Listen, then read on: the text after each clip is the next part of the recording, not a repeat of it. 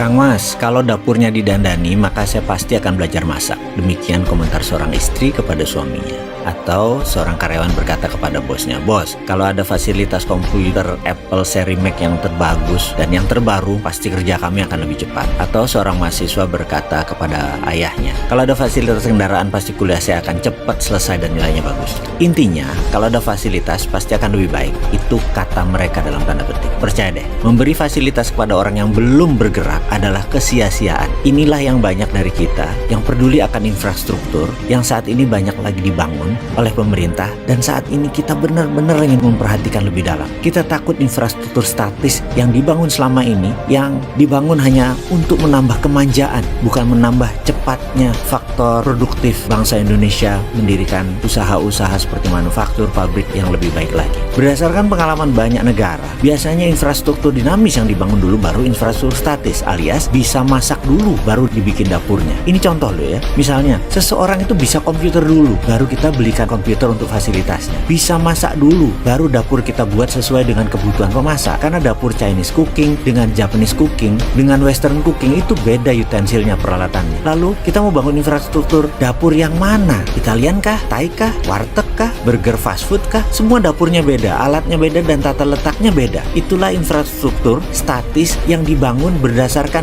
kedinamisan alat-alat dapur tadi. Ada baiknya kita ke depan membuat rencana kerja nasional lebih detail lagi. Membangun itu gampang, mengisi yang paling sulit. Statis itu gampang, dinamis yang lebih sulit. Membangun program berlapis 10 layer dan pakai swasta sebagai pendorong 80% geraknya, itu lebih dinamis daripada membangun infrastruktur sekarang. Jadi gunakan swasta itu lebih lincah, lebih murah, dan lebih cepat. Sekali lagi, platform bernegara harus dengan fondasi yang sama, yaitu kita harus punya arsitek ekonomi, arsitek pertahanan keamanan, dan semua gartra bernegara ada arsiteknya. Hanya sekedar mengingat ya, dulu di zaman Orba dibangunlah infrastruktur statis yang namanya THR, Taman Hiburan Rakyat. Untuk hiburan rakyat ada di 25 kota. Namun yang bertahan hingga 15 tahun hanya 2. Mengapa bisa bertahan sementara yang lainnya sepi? Yang bertahan itu hanya di kota, 1 Solo, 2 Surabaya. Kenapa sekali lagi hanya Solo dan Surabaya? Karena di THR Solo dan Surabaya ada Sri Mulat. Tapi kita tahu bahwa kemudian THR kalah dengan televisi swasta di mana Sri Mulatnya diboyong ke TV. Jadi sekali lagi, infrastruktur dinamis itu penting. Atau ada lagi, kita tahu tentang infrastruktur statis.